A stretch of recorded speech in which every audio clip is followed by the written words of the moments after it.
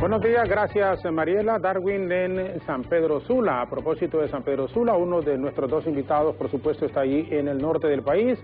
Es presidente de la Cámara de Comercio e Industrias de Cortés.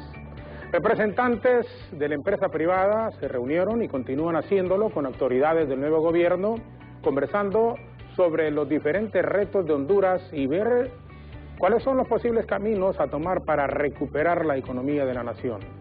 Expertos en materia económica afirman que las finanzas de la nación están ligadas a lo que pasa en el resto del mundo, aduciendo que, si bien es cierto, el país ha crecido en exportación en los últimos años y los Estados Unidos es el país que más producto hondureño importa, no todo parece pintar un panorama agradable para el bolsillo del Estado. En 2021, el país norteamericano reportó una inflación histórica, más de un 6%, lo que podría repercutir en la economía de países pequeños como el nuestro. Para este 2022, ante ello, conocedores indican que se viene un proceso inflacionario bastante fuerte a nivel internacional y hay que ponerle muchísimo cuidado en ese asunto. Por otra parte, a lo interno se encuentra la sobrevivencia de los microempresarios a nivel nacional, quienes se han visto fuertemente afectados por la pandemia, esperando que con las nuevas autoridades las cosas poco a poco vayan mejorando para este sector empresarial. Para conocer a profundidad cuáles son las vías a tomar por quienes nos gobernarán a partir del 27 de este mes, nos acompaña vía Zoom desde la zona norte del país el presidente de la Cámara de Comercio e Industrias de Cortés, el ingeniero Eduardo Facusé. Y aquí en nuestros estudios el reconocido economista, el doctor Julio Raudales, que es también vicerrector, fue ministro de SECPLAN en el gobierno del presidente Lobo y actualmente vicerrector internacional en la Universidad Nacional Autónoma de Honduras. Saludamos y le damos la bienvenida al presidente de la Cámara de Comercio e Industrias de Cortés, el ingeniero Eduardo Facusé. Muchísimas gracias por aceptar la invitación y es un gusto tenerlo aquí con nosotros, ingeniero. Buenos días.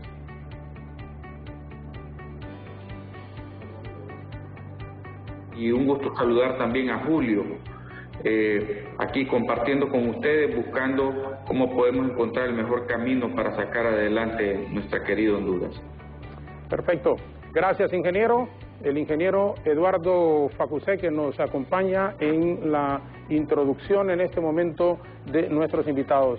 Doctor Julio Raudales, vicerrector de la universidad, exministro de SECPLAN y que tiene conocimientos amplios y una gran capacidad en estos temas económicos. Bienvenidos y gracias también por estar con nosotros. Muy buenos días, Jorge. Es un gusto estar acá en BTV y con todo tu inmenso auditorio. Quiero desearles un feliz 2022, creo que todavía es tiempo, y pues a ver de qué manera podemos contribuir para que la situación en el país vaya mejorando, ¿no? Perfecto, gracias, doctor.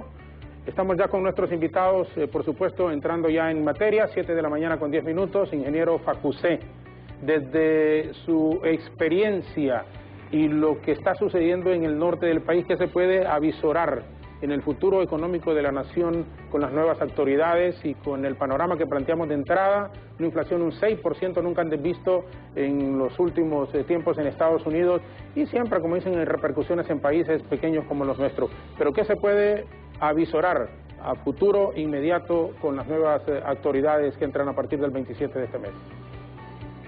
Jorge, estamos optimistas. Realmente creemos que el 2022 va a ser de mucho provecho para Honduras por varias razones. La principal es que recién culminamos un proceso electoral que pues internacionalmente se ha considerado exitoso y que le devuelve mucha credibilidad a nuestro país. Mira, la credibilidad es bien importante porque atrae la inversión y ya estamos viendo cómo hay muchos anuncios para que alguna inversión regrese. Ya hay anuncios de personas que han tomado decisiones para invertir nuevamente en nuestro país. Y esto es algo que había decaído en los últimos años enormemente por la falta de credibilidad, la falta de seguridad jurídica que tenía Honduras, ¿verdad? Del 2014, de las cifras que nosotros manejamos, se manejaban cifras de inversión por el orden de 1.400 millones de dólares. Y al cabo del 2019, o sea, antes de la pandemia, ya había caído alrededor de 350, o sea, una cuarta parte. Entonces sí, ha habido un deterioro bastante grande en la credibilidad y en la seguridad jurídica del país, que creemos firmemente que se vuelve a restablecer después de este proceso electoral, porque creemos que las nuevas autoridades van a restaurar el Estado de Derecho, van a garantizar el respeto a la ley, y pues los inversionistas estamos confiados en esto. La inversión, Jorge, es la que trae el desarrollo, ¿verdad? A través de la inversión generamos los empleos, las oportunidades, ¿verdad? Y así se mueve la economía. Sin inversión no hay desarrollo, ¿verdad? Todas las otras cosas que suceden son a partir de la inversión. Es la inversión que genera también que se mueva la economía y el pago de los tributos. Entonces es bien importante que estimulemos la inversión de una manera que traiga un desarrollo plural para el país, ¿verdad? Eso es algo también que sabemos que las nuevas autoridades están buscando, que este desarrollo sea plural. Y en ese respecto confiamos también plenamente, porque estamos viendo caras reconocidas, con experiencia, a las cuales admiramos mucho y guardamos plena confianza que nos van a llevar por el camino correcto. Perfecto, gracias, ingeniero.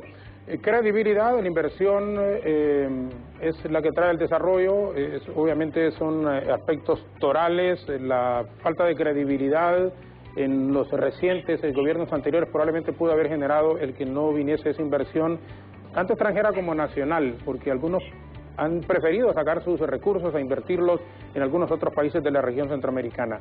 Esa credibilidad, doctor Raudales, pasa también, por ejemplo, por generar, bueno, ahorita van a revisarse, estoy seguro, lo de las sedes, lo del contrato de Palmerola, lo que ocurrió con los rayos X en Puerto Cortés, pero ¿qué mensaje se deja? Independientemente de que tienen que revisarse, o sea, deben de revisarse porque no se hicieron las cosas correctamente, pero ¿qué mensaje se deja agregado a lo que ha apuntado el ingeniero Facusé en la introducción en este momento del programa? Bueno, Jorgito, yo coincido con lo que dice el ingeniero Facusé, a quien envío un cariñoso saludo, en el sentido de que la economía, Jorge, depende fundamentalmente de las certezas,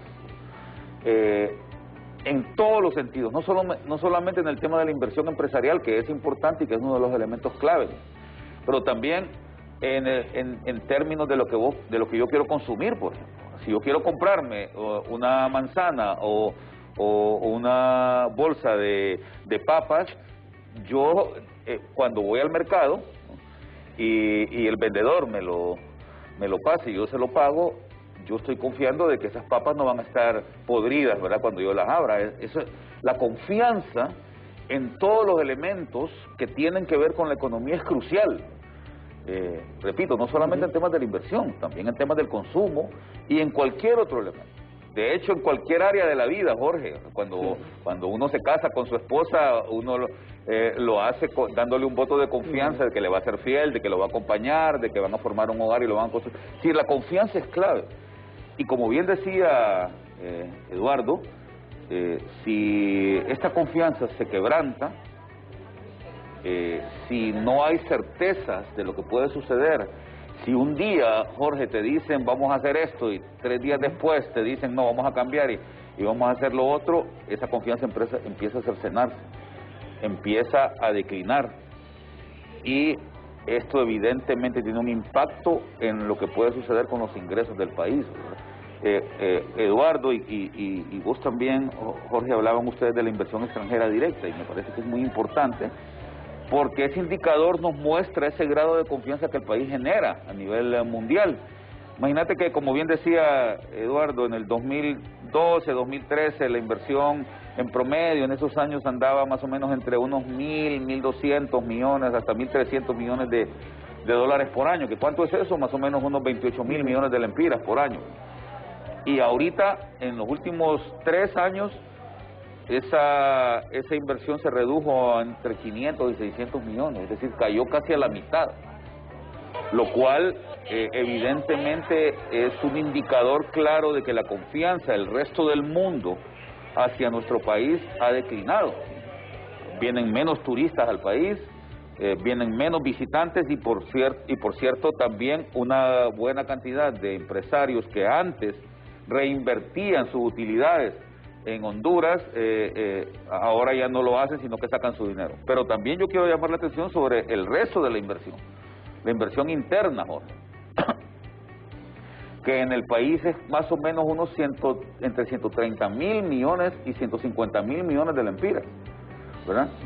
Y que lamentablemente ha declinado fuertemente también en los últimos años debido a esa desconfianza que provocan las políticas públicas no adecuadas que se han dado en los últimos años y sobre todo el elemento político, Jorge, y tú que eres político lo sabes muy bien.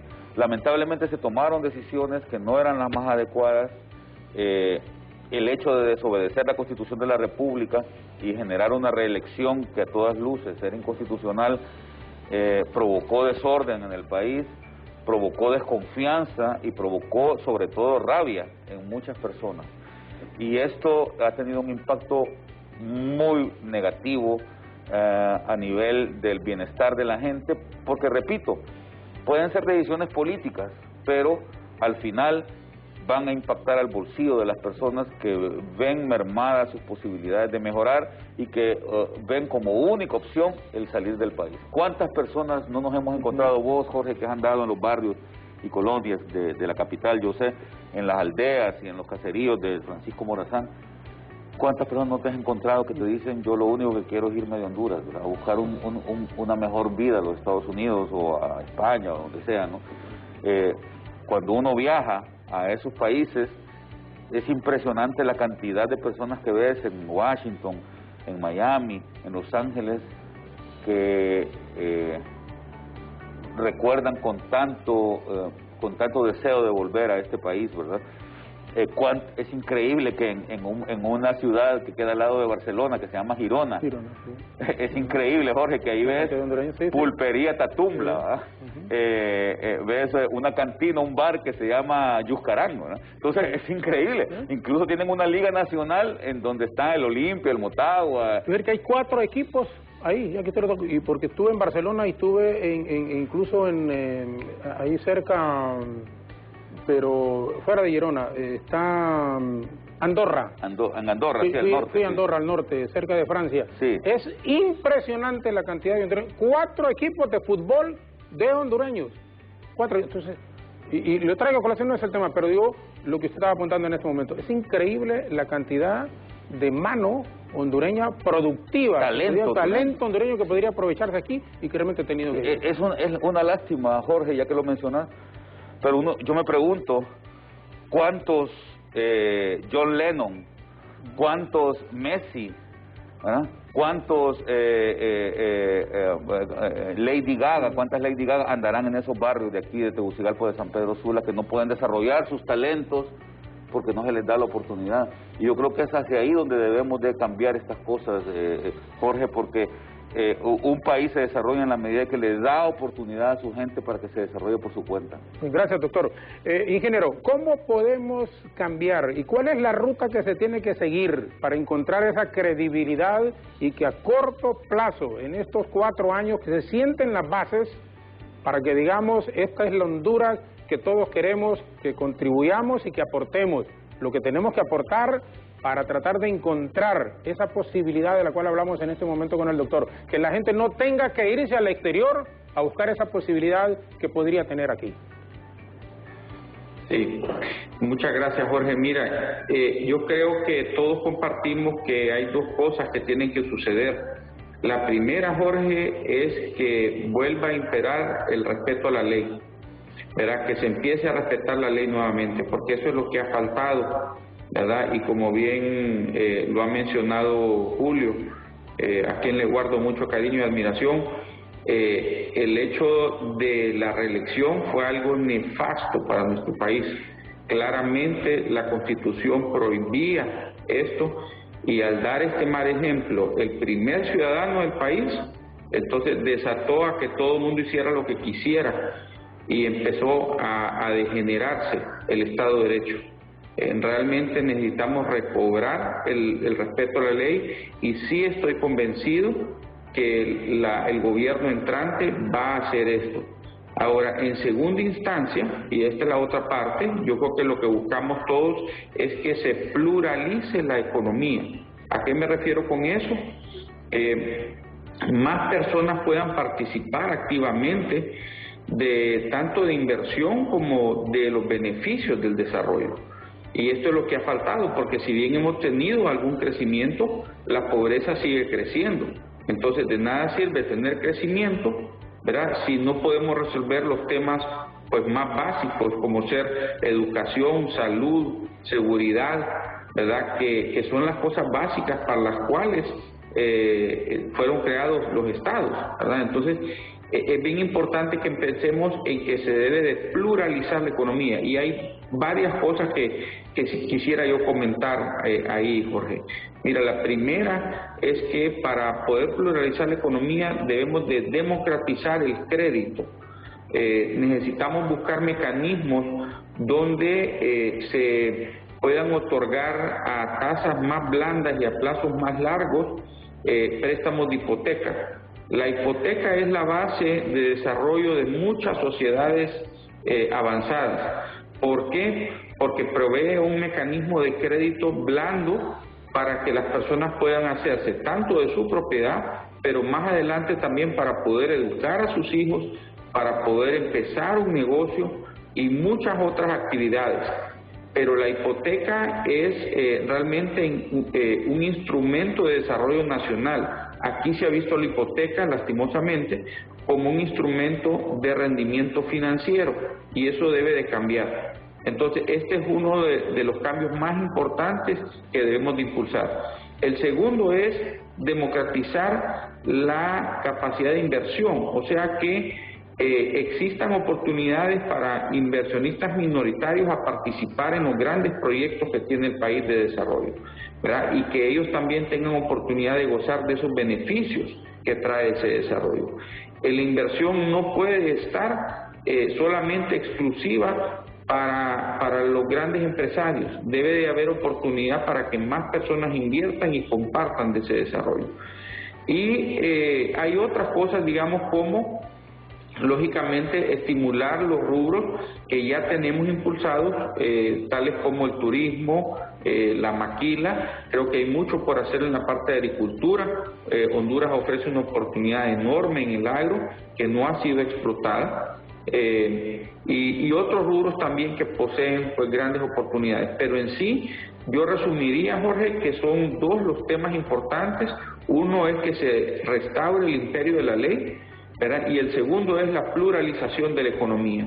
Son estas dos cosas las que creemos van a traer realmente un cambio de sustancia a nuestro país, ¿verdad?, un cambio que realmente valga la pena y del cual todos nos podamos sentir orgullosos. Mire, y en lo que apunta el ingeniero en este momento, doctor, pluralizarse la economía, eso va a ser determinante en el país. Yo aprovecho este momento, por eso digo, tienen que revisarse todos esos contratos de sedes, contratos. Yo comparto al 100%, no es posible, y la participación de pequeños empresarios es fundamental, darles la oportunidad al pequeño empresario. Mira, aquí en el pasado reciente, en paz descanse, pero don Miguel Facusé era el gran gurú y hacía todos los negocios. Bueno, ya no estaba Miguel Facusé, el yerno, ¿cómo se llama? Freddy Nasser. Desaparece, bueno, no es que desaparece el escenario porque está fuerte y fuerte, pero en los negocios del gobierno desaparece Freddy Nasser, entra Lenir Pérez, el otro hijo también de don Miguel Facusé. Son los mismos. No puede ser, tienen que darle oportunidad al pequeño empresario de participar también, haciendo el agregado a lo que está indicando en esto. Obviamente no ha mencionado nombres y yo sé que no se menciona, pero no puede ser que la misma gente tenga ese monopolio en el país. Tienen que abrirse, tienen que darle participación a la pequeña empresa, tienen que haber oportunidades de préstamos blandos, que la gente, doctor, que la gente sienta lo que usted apuntaba al final, No puede ser que un grupo pequeño quiera seguir manipulando el país y que se presten los funcionarios públicos al más alto nivel, desde los presidentes de la República, presidentes de Congreso, diputados, ministros y todos cobijados con eso de que, bueno, estas son las grandes empresas. Sí, pero si les dan facilidades y oportunidades a los pequeños empresarios, también pueden entrar a estos negocios fuertes. Totalmente. Yo creo, e insisto, Jorge y Eduardo, en que hay un elemento que es clave en todo esto y es la libertad, el respeto a la libertad, y cuando hablo de esta palabra me refiero al hecho de que todo el mundo pueda tener la oportunidad de explotar sus capacidades, habilidades, sus actitudes, ¿sí? ¿Verdad? En todos los sentidos. Aquí hay tanta gente que se puede dedicar al arte, Jorge, que se puede dedicar a la cultura y que puede explotarla. Mira, he estado pensando en esto en los últimos días. En Reino Unido, por ejemplo, el arte y la cultura representan más o menos un 35% del total de la producción, y vos lo sabés, imagínate, claro, cuánto le aportan los Rolling Stones, los Beatles, cuánto le han aportado el cine inglés, los artistas, el teatro, los museos, cuánto aportan.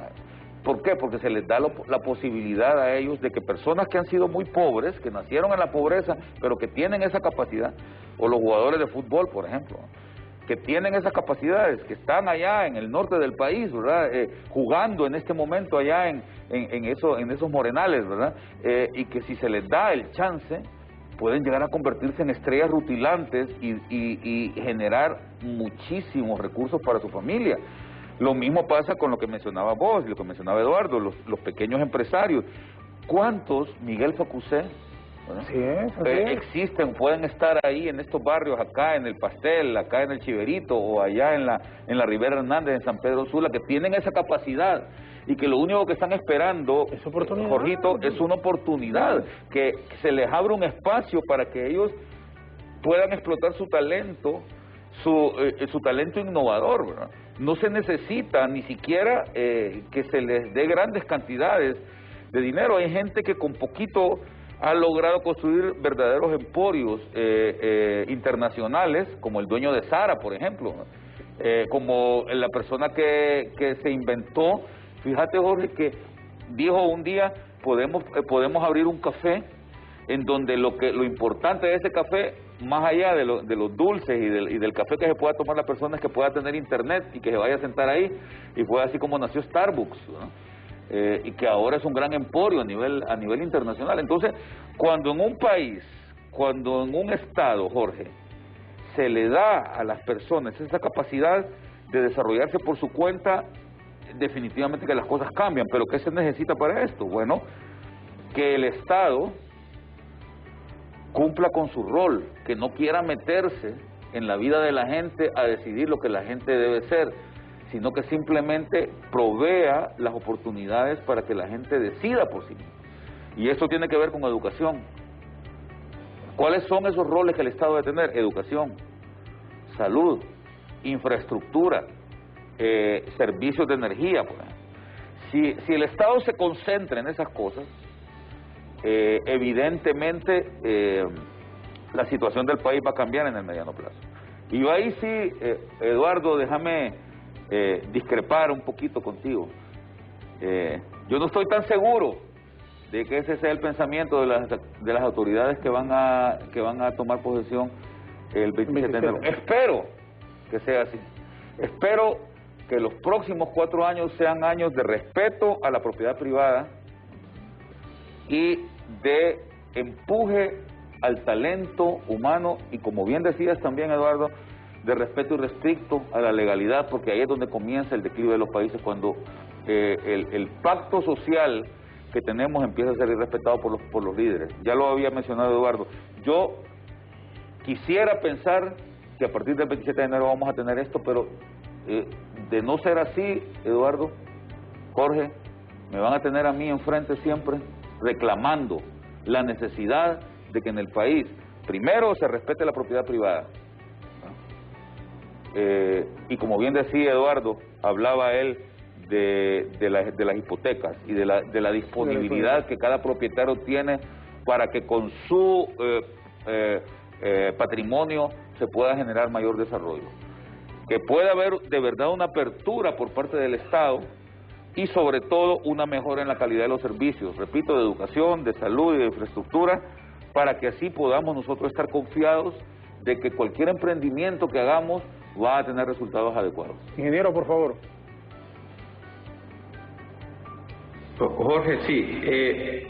Mira, yo pienso igual que Julio, ¿verdad? Volvemos a los puntos sobre la importancia del respeto a la ley.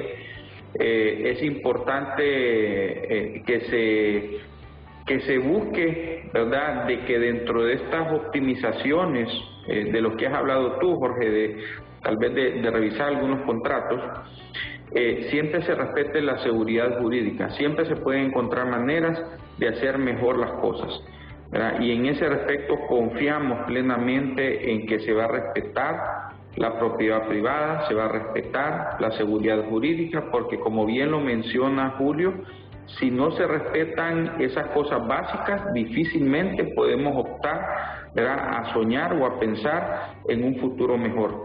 Son derechos básicos que deben de garantizarse en un sistema de mercado que es en el que vivimos.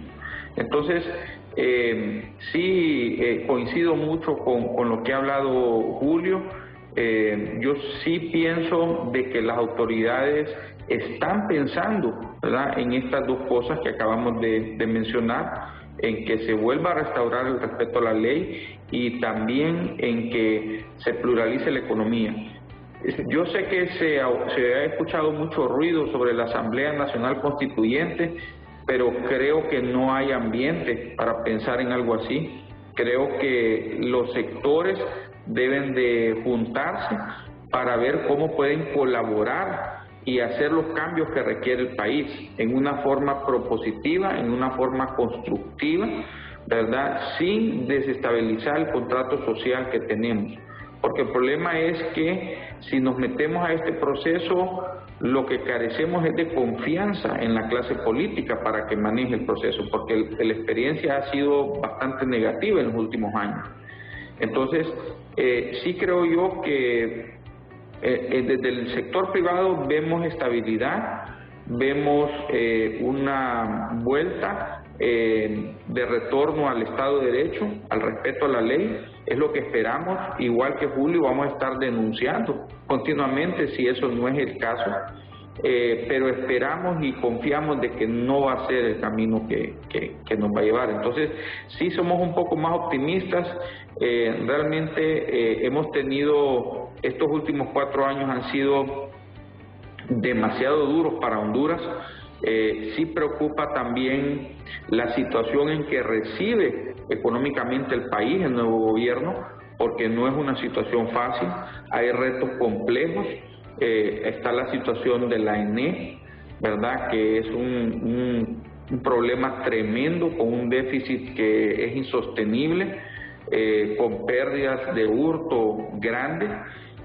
Además tenemos el problema de la deuda, ¿verdad? Hay que buscar un reperfilamiento, una reestructuración de la deuda, porque las obligaciones de pago realmente son demasiado inmediatas y no nos permiten tener la oxigenación para poder invertir en las áreas que bien ha mencionado Julio.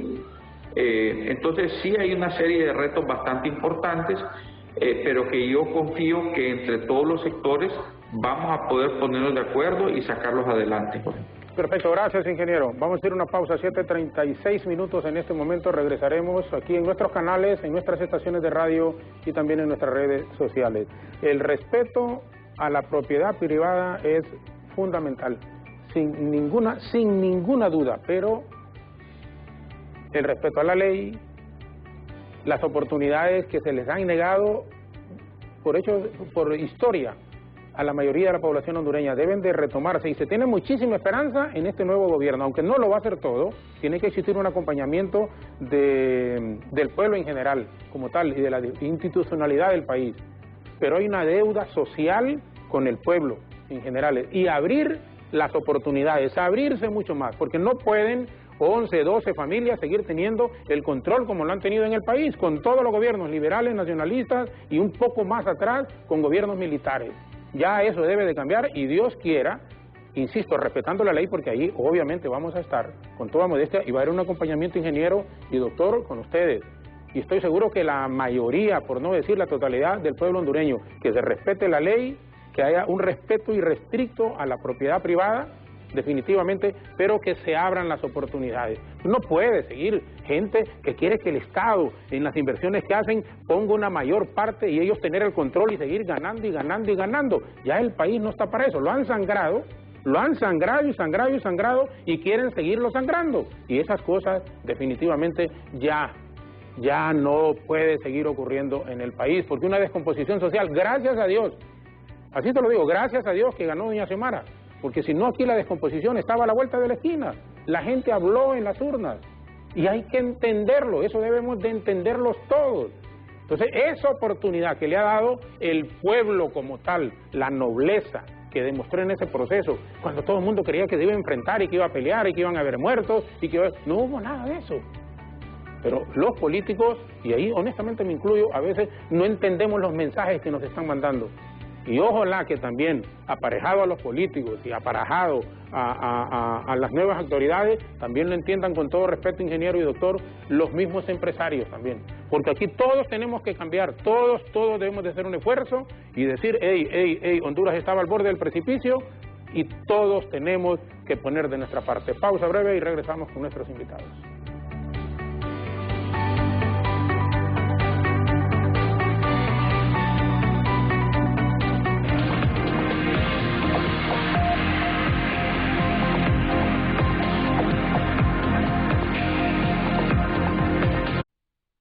Todos me preguntan cómo pagué todas mis deudas y hasta mi hijo gradué. Me preguntan cómo logré decorar mi casa y la respuesta es saqué mi rap y fácil, saqué mi rap y fácil, saqué mi rap y fácil. Con una tasa desde el 9.75%. Puedes hacer muchas cosas. La respuesta es rap y fácil. Saca tu préstamo Rapifácil del Rap ya. Durante la pandemia por COVID-19, trabajamos para demostrar de qué estamos hechos, para demostrar el valor de nuestra palabra y cumplir. Cumplimos con vacunas suficientes para todos. Cumplimos iniciando la aplicación de la tercera dosis de refuerzo. Demostramos con hechos nuestro compromiso con las familias hondureñas. Mantengamos nuestra responsabilidad de cuidarnos. En Honduras, cumplimos. Gobierno de la República. En el próximo episodio de La Familia. ¿Qué pasa? Pensé que primero tenía que hablar con usted y obtener su permiso. Le pido autorización para conocer más a fondo a su valiosa hija. Espero que no tengan que vender esta casa. ¿Quién sabe? Tal vez se gane en la lotería. Ay, pide otro deseo, hija. Anda. Papá, lo siento porque hablé sin sentido de la casa.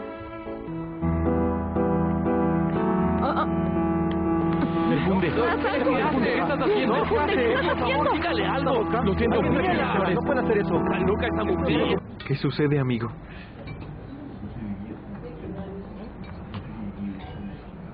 Seide está embarazada. La Familia. Lunes a viernes, 4 de la tarde, solo por BTV. Somos todos.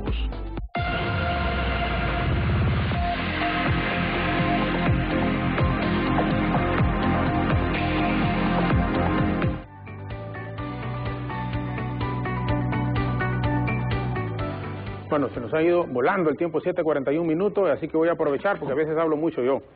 Doctor, el futuro, por ejemplo, de las MIPYMES, porque lo que apuntaba el ingeniero y la gran empresa, indiscutiblemente, pero las oportunidades de trabajo están en la pequeña empresa y es la que genera mayor movimiento de empleo en el país. ¿Y qué debe de hacer el nuevo gobierno en materia económica y en este rubro como para poder generar esa confianza y que la gente pueda poner sus negocios y sobrevivir? Mira, ahí hay tres elementos que me parece que son clave y que afortunadamente junto con las cámaras de comercio lo hemos estado trabajando mucho las universidades. Hemos emprendido muchos proyectos conjuntos, tanto acá con la Cámara de Comercio de Tegucigalpa como con la Cámara de Comercio de Cortés, apoyados por algunas instancias internacionales, y hemos llegado a la conclusión que es fundamental que nos concentremos en estos tres elementos, Jorge. El primero es el tema de la capacitación y de la formación adecuada a los pequeños y medianos emprendedores, que requieren, digamos, como bien decía Eduardo, procesos de pluralización, de que entiendan de que no solo hay 2 o 3 elementos en los que pueden concentrarse, sino que hay una cantidad infinita de asuntos en los que podrían formarse pequeñas y medianas empresas y que le darían muchísimo recurso a sus hogares, ¿no? Entonces, eso es lo primero. El otro elemento clave, por supuesto, es el financiamiento, ¿no? Y ahí es fundamental que se busquen rutas alternativas, Jorge, porque aquí yo quiero también defender al sistema financiero. El sistema financiero trabaja con dinero ajeno, con dinero tuyo, con dinero mío, ¿verdad? No es dinero de los dueños de los bancos que ellos pueden, digamos, ponerlo para prestarle a la gente. No, entonces ellos tienen que cuidar ese dinero. Entonces, evidentemente hay personas muy pobres en el país. Hay emprendedores que quisieran tener la posibilidad de financiamiento, pero que no pueden ir a la banca porque la banca les pone la regla demasiado elevada, les pone la vara demasiado elevada y no pueden ellos acceder a esos recursos. Entonces, el Estado, que tiene la capacidad, debe de buscar mecanismos alternativos, como cajas rurales, como algunas otras líneas de crédito informal también, ¿verdad?, que permitan que esta gente tenga la posibilidad de irse generando. Obviamente esto al mismo tiempo con la capacitación y la formación que se da, ¿verdad?, para que puedan ir generando ellos ya un patrimonio y que ya una vez que tengan ese patrimonio listo y consolidado puedan acceder al crédito formal, ya al crédito de la banca, ¿no?, al crédito de las entidades financieras formales. Y el tercer elemento que para mí es clave, Jorge, es una política de apertura que le facilite a ellos la entrada, porque el problema acá también, Jorge, es que si vos querés poner una venta de agua envasada, por ejemplo, tenés que cumplir con una cantidad de requisitos, o cualquier otra cosa, ¿verdad? Una venta de muebles, una fabriquita de muebles pequeña, ¿verdad?, de oficina, tenés que cumplir con una cantidad de requisitos de índole ambiental, de índole comercial, ¿verdad? Entonces, yo creo que es fundamental que el Estado... O sea, que en vez de facilitarle, más bien le complica a la gente. Exactamente, pareciera que el Estado no quiere que se abran nuevos emprendimientos, sino que los entorpece, les pone más impuestos, apenas abre un negocio y ya viene el impuesto municipal, y viene el otro impuesto sobre la renta, y luego el impuesto sobre el... Entonces, yo creo que es fundamental que el Estado se convierta más bien en un facilitador de esto, que elimine las trabas administrativas y que ayude para que estas personas puedan desarrollarse adecuadamente. Yo creo que si nos concentramos en estos tres elementos, y ahí, Eduardo, creo que es importante que hagamos un esfuerzo conjunto, tanto la academia, para formar, para facilitar, para apoyar estos nuevos emprendimientos, y por supuesto la ayuda internacional que se podría dar. Ya Estados Unidos ha manifestado, y qué bueno que la señora Harris, espero que sea cierto que viene, ¿verdad?, pueda realmente abrir a facilitar para que se puedan abrir más oportunidades acá en el país y que la gente deje de irse hacia los Estados Unidos haciendo esa cruzada infernal, ¿verdad?, a través de México. Porque ese es un grave problema. Ingeniero Facusé, sí, por favor, sí, más bien, sí, disculpe.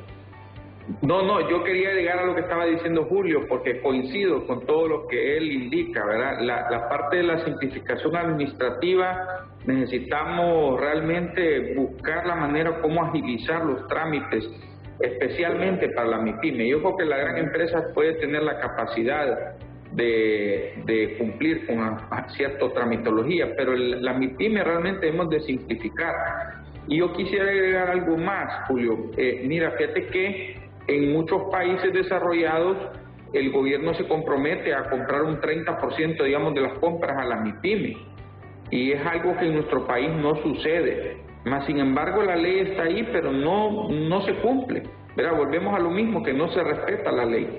Y ahí debemos de retomar y buscar la manera como desde el Estado, ¿verdad?, se apoye con compras con un 30%, ¿verdad?, al sector MIPYME para apoyar las actividades económicas. Hay que acordarnos que el sector MIPYME es el sector que más personas emplea y es el semillero de las grandes empresas del mañana. Entonces debemos de cuidarlas, debemos de regarlas y estar bien pendientes a las necesidades que tienen, porque son el futuro de la economía de nuestro país. Nadie nace grande, Jorge. Todos nacen pequeños, ¿verdad?, y van poco a poco creciendo. Entonces, ese semillero debemos de ponerle mucho cuidado, mucho apoyo, como bien lo ha mencionado Julio, ¿verdad?, brindar capacitación, brindarle la simplificación, y brindar los instrumentos de financiamiento necesarios para que puedan salir adelante. Entonces, coincido completamente con la apreciación que ha hecho Julio en este momento. Sí. Y las facilidades que debería dar el gobierno también es importante. O sea, los empresarios a todos los niveles, pero lo apuntaba el ingeniero, doctor, la gran empresa pues no tiene problemas, y que tiene problemas es abajo, en todo sentido. Y son la gran mayoría, ¿verdad? Y es la que genera las mayores oportunidades de trabajo. El 100%, Eduardo, fíjate que hace unos años, hace como unos 12 años, el BID contribuyó acá para hacer un censo sobre la pequeña empresa en el país, y resulta que apenas el 3% de las empresas hondureñas son grandes empresas, una cantidad mínima, y apenas menos del 10% de las empresas hondureñas son medianas empresas. Entonces estamos hablando que la gran mayoría, casi el 90% de las empresas son micro y pequeñas, son emprendimientos que viven del día a día. Jorge, yo soy hijo de un pequeño empresario, y yo recuerdo cómo mi papá pasaba, cuando yo estaba pequeño, cómo él pasaba ajustando para la planilla cada 15, ¿no? O ajustando para pagar proveedores, ¿no? Y luego ajustando para pagar el alquiler del local, ¿verdad?, o los servicios públicos, ¿no? Y luego ver cómo comprabas insumos, ¿verdad?, y luego ver cómo mercadeabas estos productos. Entonces ese es el drama que vive la gran mayoría de la gente que se dedica acá a los emprendimientos. Yo creo que es fundamental que hagamos un esfuerzo grande en el país para facilitarles la vida, porque no podemos estar pensando, Jorge, que todo el mundo va a vivir de trabajos en el gobierno, ¿no? Yo creo que ese es uno de los grandes errores que se cometen acá. La gente, incluso nosotros, yo tengo que hacer un mea culpa en esto, la academia misma comete ese gran error, forma a la gente para que sean empleados públicos. Y todo el mundo, si vos le preguntás a los estudiantes universitarios, todos quieren ir a trabajar al gobierno. ¿Por qué? Por varias razones. Eduardo, yo creo que se ha distorsionado mucho aquel tema. En el gobierno es interesante este fenómeno, fíjate, y creo que la IDEA hace unos años también hizo un estudio. Los puestos, por ejemplo, si vos vas a ser vigilante en el gobierno, ¿no?, un vigilante en el gobierno te gana 15,000 lempiras, Jorge, ¿no? Un chofer en el Estado te gana 14,000 lempiras, entonces evidentemente aparte de la seguridad que tiene, claro, es decir, de seguridad social, claro, en la empresa privada la situación es totalmente distinta.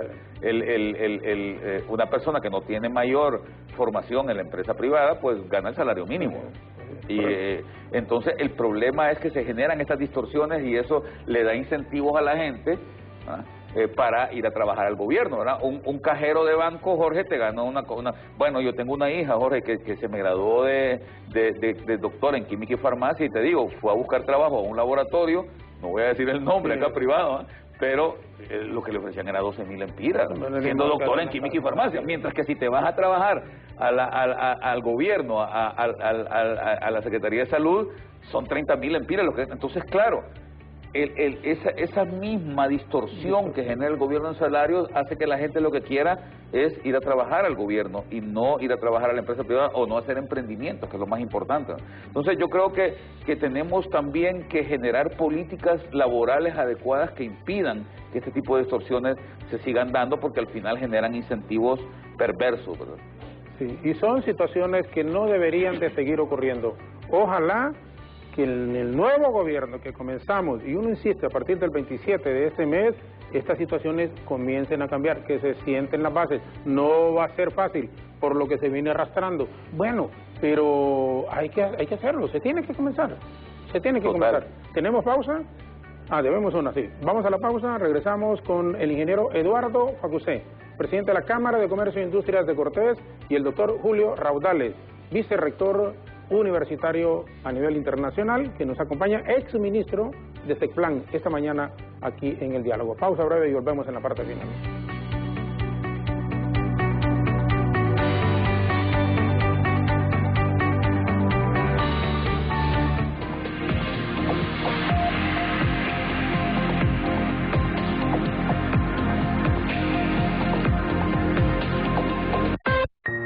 Terminaron las celebraciones y hay tanto por comprar para la alacena. ¡Ayuda, mamalucha! ¡Tranquila!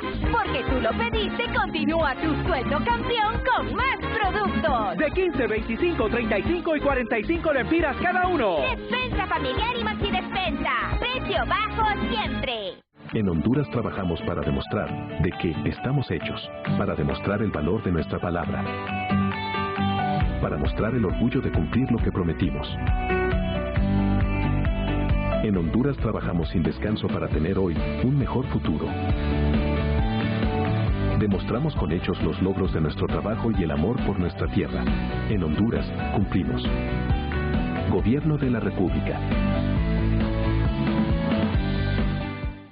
Despertar así después de una fuerte gripe no es fácil, porque cuando tienes gripe sientes que todo va muy lento. Te sientes fea, desesperada, y con todo esto necesitas lo mejor para lo peor de la gripe.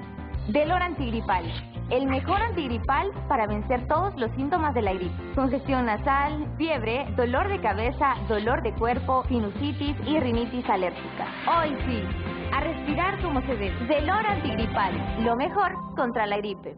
Los hondureños decidimos y cambiamos la historia.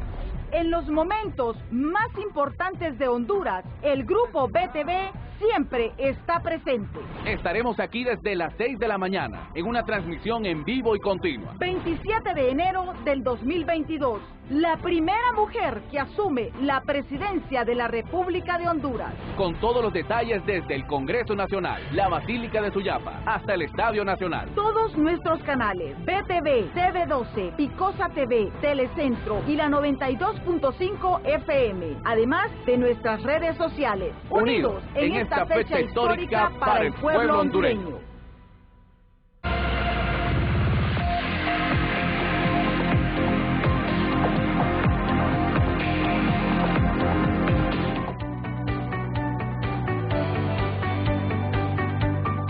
Regresamos en la parte final del diálogo de la mañana de hoy con el ingeniero Eduardo Facusé, presidente de la Cámara de Comercio e Industrias de Cortés, y el doctor Julio Raudales, vicerrector universitario, exministro de SECPLAN.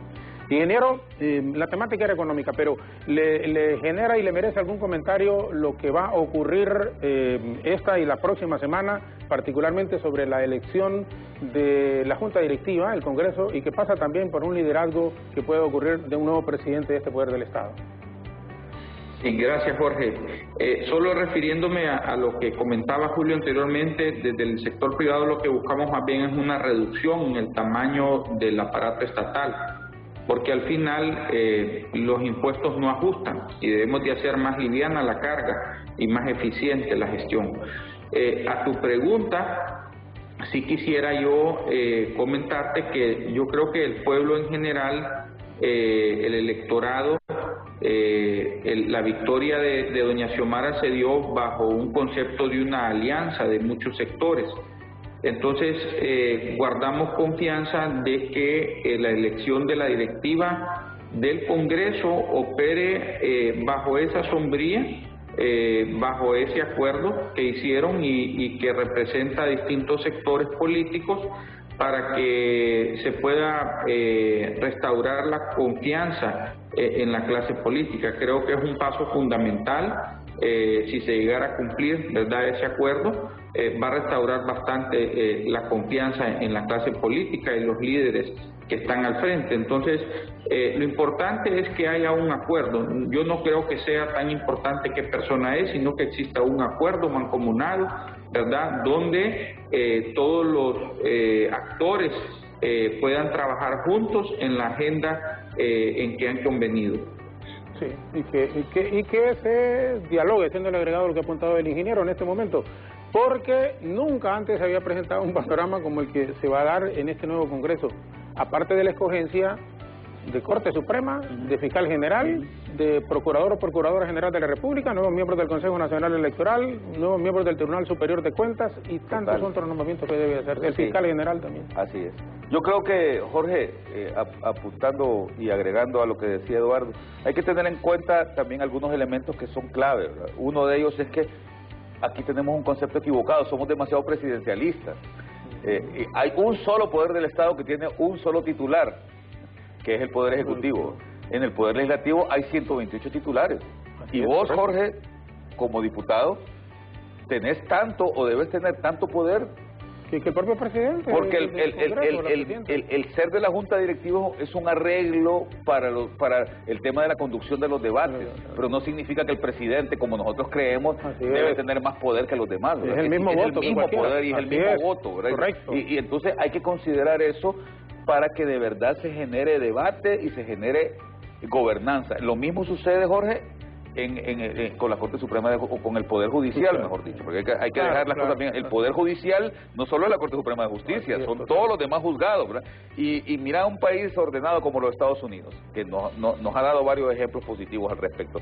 En los Estados Unidos, un juez, Jorge, puede tener las pretensiones de un presidente, como sucedió con este señor Trump, ¿verdad? Un juez de distrito puede tener tanto o más poder que un presidente de la República. Entonces, el hecho de ser presidente de la Corte Suprema de Justicia es un arreglo que tiene que ser importante para los temas de la administración y de la gestión, pero no significa que el presidente tenga más poder que los otros 14 magistrados. Entonces, yo pienso que es muy importante que consideremos esto para ir ordenando ya el país y que entendamos cómo es que se debe gobernar en una república, que es lo que nosotros tenemos ahora. Perfecto. Gracias, ingeniero. Gracias, doctor. Finalizamos con esta pregunta genérica.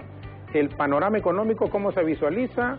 ¿Qué podemos esperar de la nueva gestión de doña Xiomara como presidenta del Ejecutivo? Como apuntaba el doctor en este momento, el Congreso es otro asunto que va a definirse estos días, está en esa temática, y la nueva Corte Suprema de Justicia, que será el próximo año su nueva 2023, estamos en 2022. Estamos en 2022, es el próximo, ya lo tengo aquí como dicen, y ahí es donde también se debe de escoger la gente en base a méritos, no en base a representación de partido, no que estos representan un grupo, estos representan otro grupo. Ya debemos de olvidarnos, y ayer, con todo respeto, y sé que no es el tema, pero se los dejé sentado y muy claro a nuestros compañeros nuevos diputados en el Congreso Nacional, los que vamos a entrar a partir del 25 de este mes. Que se olviden, cuando vengan, como dicen, demandas en forma individualizada por acciones que hayan cometido en lo personal, en el ejercicio de sus funciones, ahí no cuenten conmigo. Así honestamente se los digo, no cuenten, y perdonen porque realmente es un tema, yo sé, completamente diferente. Sí, vamos a apoyar a la bancada, hablamos del liderazgo de Tito Afura, hablamos del liderazgo de David Chávez como nuestros conductores en este momento, sí. Pero cuando vengan acciones que vayan encaminadas a enjuiciar a quienes se han enriquecido en forma irregular con los dineros del pueblo que no debieron haberlos agarrado, pues hombre, como dicen, con toda sinceridad, sálvese quien pueda y como pueda. Porque no pueden tampoco involucrarlo a uno en acciones donde uno no ha participado. Y no se pueden ir a escudar en que sí somos del partido y que somos tal cosa. No, hay algunas cuestiones de bancada y que nosotros vamos a respetar la decisión de la gran mayoría de los diputados. Los 44 no vamos a estar de acuerdo, propietarios y 44 suplentes, indiscutiblemente, pero hay que respetar lo que la mayoría diga en esos asuntos. Sí, pero en cuestiones de corrupción, óigame, no, conmigo no cuenten, conmigo honestamente lo digo. Ahí el que cometió sus irregularidades, pues hombre, que mire cómo se va a salvar. Ingeniero, muchísimas gracias de veras, y le decía al final, por favor, ¿qué esperan ustedes? La empresa privada es fundamental, es muy importante, y ojalá que las condiciones que les puedan permitir el nuevo gobierno, ustedes las trasladen para dar oportunidades de trabajo a la gran mayoría que tanto lo necesita el pueblo en este momento, ingeniero. Jorge, muchas gracias, un gusto estar compartiendo con ustedes, y yo quisiera decir de que creo que es momento donde cada sector tiene que buscar qué es lo que puede aportar para las soluciones del país. Creo que ya se acabaron los tiempos donde los sectores andaban buscando a ver qué podían conseguir. Eso ya no cabe, ¿verdad?, en este momento, y nos toca ver cómo podemos ayudar, cómo podemos colaborar a que la gestión de este nuevo gobierno sea exitosa, porque en la medida que la gestión de ellos sea exitosa, pues todo el país también va a surgir con éxito. Entonces, estamos para colaborar, estamos para ayudar, ¿verdad? Y la empresa privada se ha puesto a la orden para colaborar en este respecto. Te agradezco nuevamente el espacio que nos brindas. Todo lo contrario, gracias a usted, ingeniero, y estaremos molestándole todo este tiempo. Y yo creo que usted dijo algo bien importante: todos debemos de colaborar, todos debemos ayudar en la medida de nuestras posibilidades. El país es de todos. Si este gobierno sale adelante, sale el país adelante. Si este gobierno no sale adelante, nos vamos a hundir todos. Y ahí, cuando decimos todos, somos todos. Así que muchas gracias, ingeniero. Sí, gracias nuevamente. El ingeniero Eduardo Facusé, presidente de la Cámara de Comercio e Industrias de Cortés. Doctor Raudales, por favor. Muchísimas gracias, Jorge, por la invitación. Un saludo cariñoso nuevamente a mi amigo Eduardo Facusé, y decirle al pueblo hondureño que es importante que vigilemos los funcionarios públicos, tanto los diputados como los magistrados de la Corte Suprema, los jueces y sobre todo la gente del Ejecutivo son empleados nuestros, pagados con nuestros impuestos, y es importante que estemos vigilantes como ciudadanía para garantizar que los cambios que se van a dar en el país estén dentro de la eficiencia y sobre todo de la honestidad, para evitar que se siga dilapidando el erario. Doctor, gracias de nuevo, de veras. Como siempre, un gusto, Jorge. No, gusto es nuestro, ¿sabe? El doctor Julio Raudales, vicerrector universitario, exministro de SECPLAN, y nos ha acompañado también vía Zoom desde San Pedro Sula el presidente de la Cámara de Comercio e Industrias de Cortés, el ingeniero Eduardo Facusé. Ha sido un gran honor conversar con nuestros invitados la mañana de hoy, esta temática que al final nos incumbe a todos. La situación económica para muchísima gente que nos está viendo en este instante es desesperante. Hay esperanzas, es cierto, y por supuesto, y todos debemos de colaborar en la medida de nuestras posibilidades y haciendo lo que nos corresponde hacer. Pero el país tenemos que sacarlo todos adelante, confiar plenamente en un nuevo liderazgo en Honduras. El pueblo hondureño está esperanzado. Honduras dio un mandato y envió una señal diosa a través de ese resultado electoral. Entonces todos tenemos que colaborar. El país no va a ser doña Xiomara, la presidenta electa, con todo respeto, sola por sí, que lo va a sacar adelante. No van a ser los ministros, no va a ser este nuevo... Vamos a hacer todos. Y pensando no en forma egoísta, como generalmente piensa alguna gente. Está bien que no les vaya bien, porque así recuperamos y ganamos las elecciones en lo que... No pensemos así. Pensemos en que debe haber oportunidades para la gran mayoría de la población, y que la gente que nos está viendo y no tiene que comer en este instante debería de tener oportunidades de trabajo. Ahí es donde debemos enfocarnos. Y la gran empresa, la mediana y la pequeña empresa, con las facilidades que pueda proporcionarle el Estado como tal, generar esas oportunidades para la población. Estados Unidos cerró el año pasado con una inflación que no se había reflejado nunca, y eso tendrá un impacto en la economía del resto del mundo. Por supuesto, no podemos desconocer que la economía nuestra está muy ligada a lo que pasa en este gran país, que tiene efectos tremendos para la economía de nuestra nación. Ante estos panoramas, las nuevas autoridades deberán buscar soluciones prontas, soluciones cortas, para poder fortalecer las finanzas de una nación que por décadas ha decaído, y deberán enfocar a su ayuda a la pequeña y mediana empresa, a los emprendedores y a todas aquellas y aquellos ciudadanos que con esfuerzo están creando sus propios negocios para aportarle a la nación, para poder salir adelante y para poder sostener a sus familias. De nuevo, a nuestros invitados, gracias. Continúan Alejandra Rivera y Efer Guevara hasta las 9 en punto de la mañana. De nuestra parte, muchísimas gracias, muy buenos días y que Dios les bendiga.